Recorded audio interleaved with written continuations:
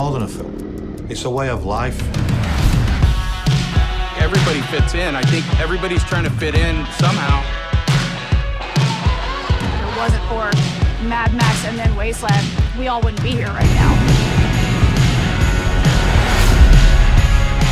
You will know the vengeance of the Lord among us.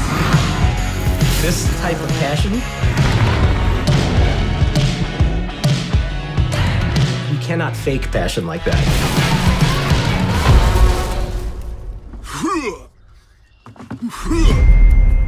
I had no idea that there was other people as weird as I am. It's up to each and every one of us to have that determination to push ourselves through. It fills people's lives, makes them happy, and that's Mad Max. This was all I dreamed about, this is all I wanted to be, and here I am living that life. I never thought one day that I would go back to the wasteland. Maybe the last thing I do.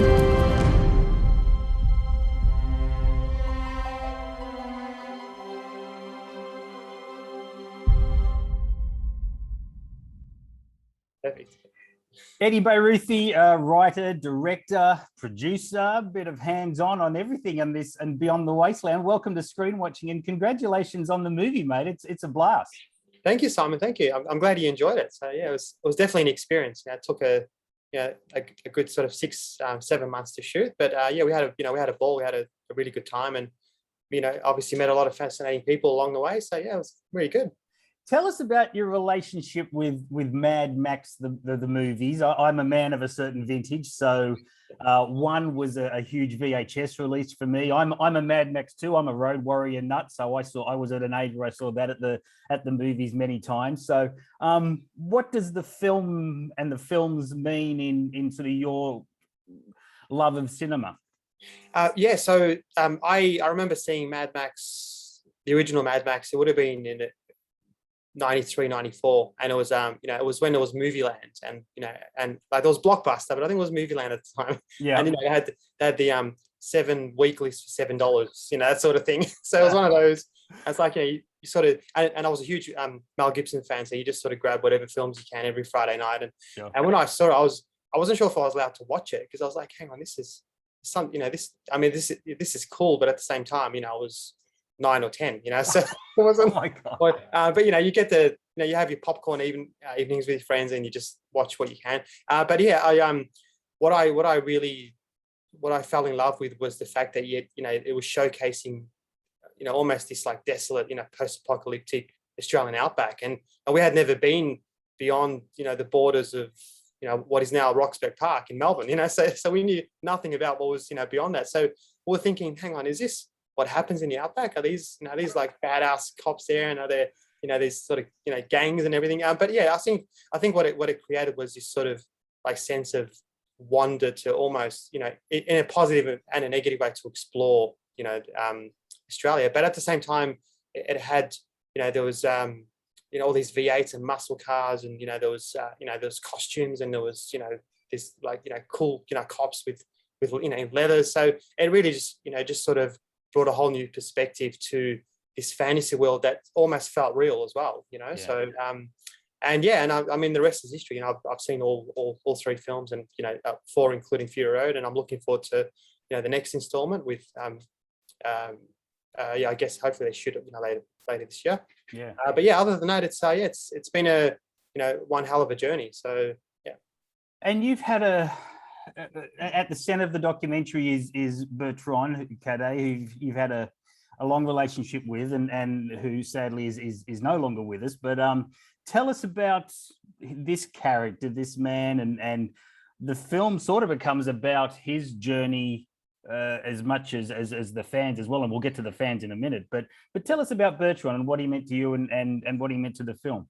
Yeah, Bertrand was always this, I guess, explosion of energy. So I met him many years ago, probably 15 years ago now, in Tasmania. So we're working on I met him on a feature film there, and then we sort of got to know each other and hung out a bit more. And but what I admired was he was this sort of he was almost this like grandfather kind of figure, but at the same time, he had this, obsession with film and with cinema and with, with Mad Max. And I had no idea, he said, oh, I designed the bikes and I did this and I played a very small role and I was the crowbar man.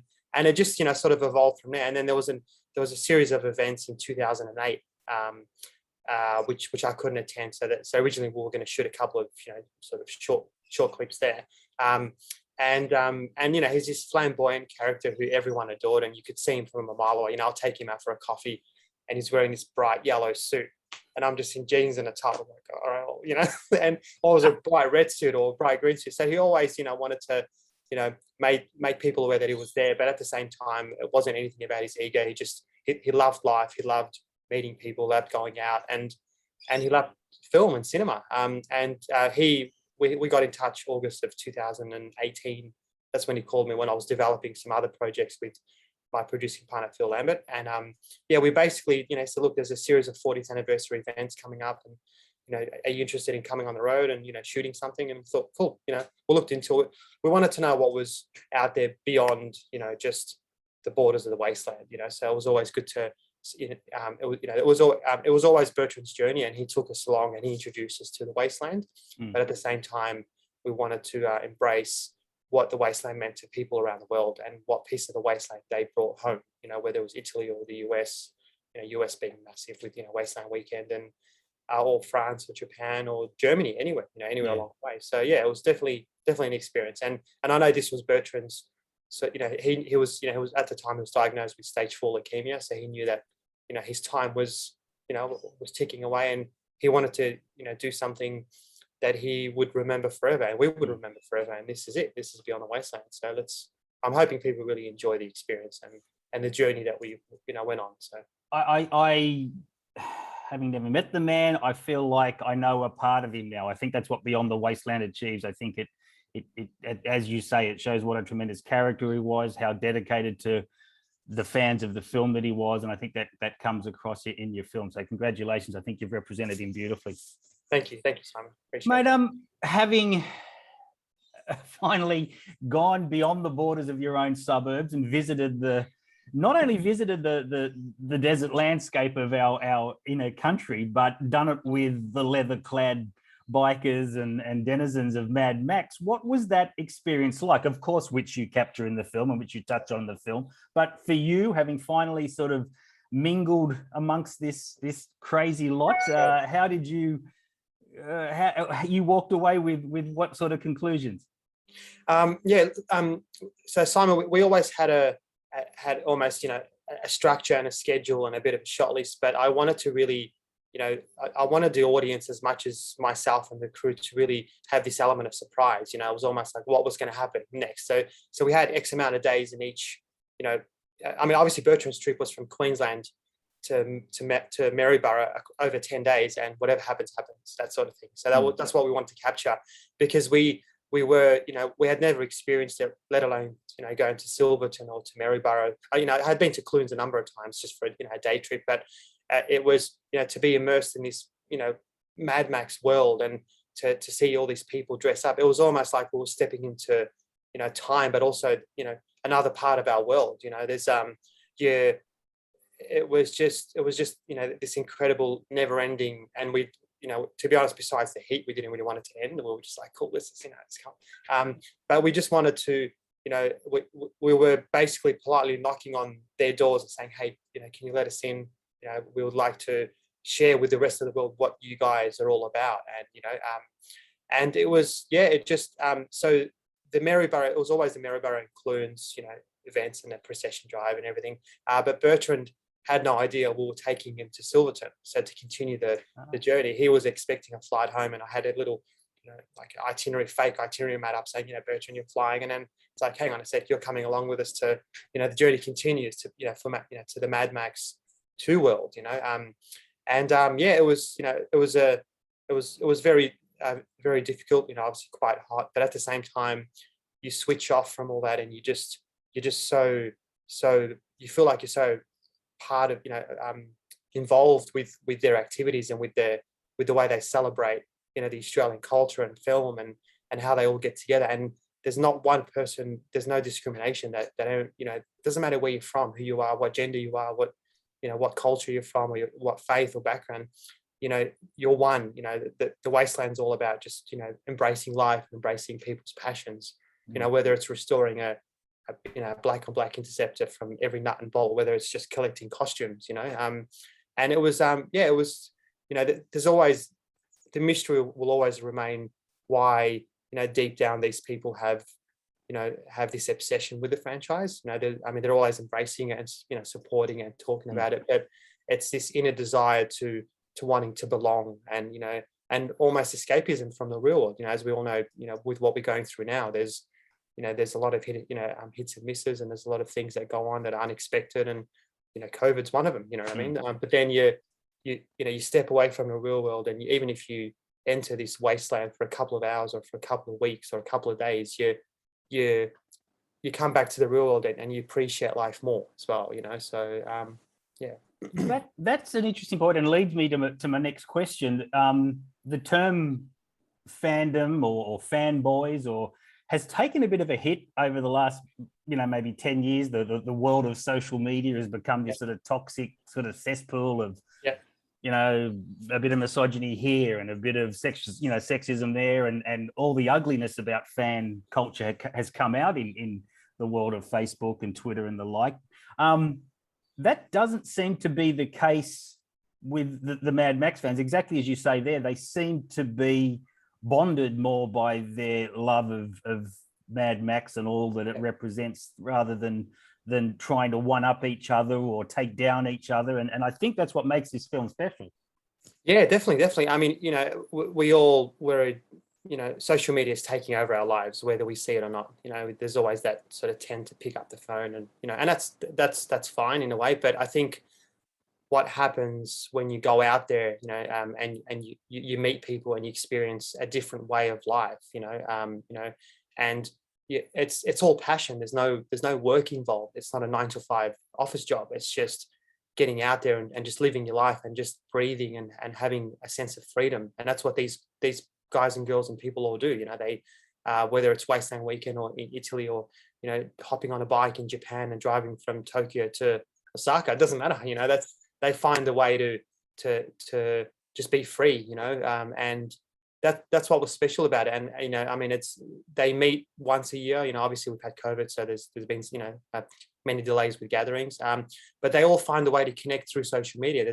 There's hundreds of Facebook and Instagram pages that, you know, that where you could just follow, you know, and embrace the Mad Max culture, and, you know, through Wasteland Weekend, or through, you know, just any part of, you know, the Wasteland. And I think the most sort of the bit that really touches my heart is that the Wasteland, you know, the seed was always planted in Australia, and that's what makes us proud. That's what puts us on the international stage, and everyone has a piece of the Wasteland. Everyone takes it home. Everyone, you know, people collect rocks from, you know, Silverton, from, you know, Mundi Lookout, or they just take a piece of, you know, a handful of sand, and, you know, they bring that home, and that's special for them. And, you know, sometimes we can relate to that, sometimes we can't, but it doesn't matter whether you collect stamps or you build, you know, Legos, or you collect rocks. You know, there's a way to appreciate and really respect that way of life, you know, and that's, yeah, it's definitely, I'm hoping it's, you know, we did deliver what we could, and try to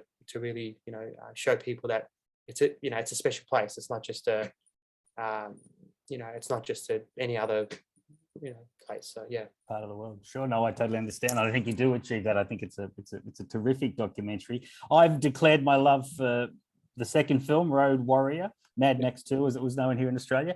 Do you have a favorite? Don't say Thunderdome, please. Don't say Thunderdome. I won't say Thunderdome. Look, I've always been, it's always been a constant sort of battle between 1 and Road Warrior 1 and 2.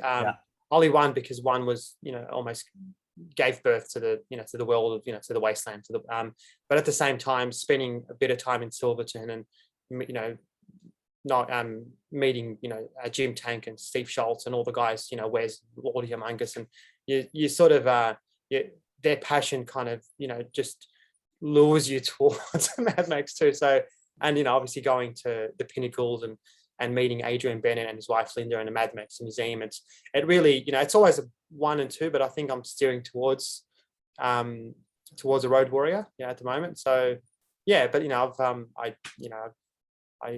I've tried to give you know, Thunderdome a chance, but at the same time, it's there, and I'm happy with it. So, Exactly right. Yeah, it's you know, yeah, it was interesting.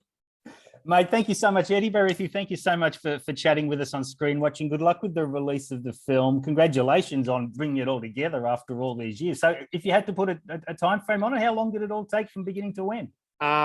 So we started shooting Jan 2019, and we wrapped actually it was a week before Christmas in 19, Okay. and then we were ready for, you know, first quarter, second quarter release. So yeah, about a year, give it, you know, 14 months. God, you worked you know, hard. we're saying 3 years now, because there's 2 years of standing around waiting for a release. But yeah, about 13, 14 months. So Good one. yeah, Mate, you've done great work. Congratulations on the film, Eddie, and I look forward to the next lot of docos that you bring forward. So thank you, mate. Thank you, Simon. Have a good day. Take care. Cheers. Okay, mate. Bye-bye.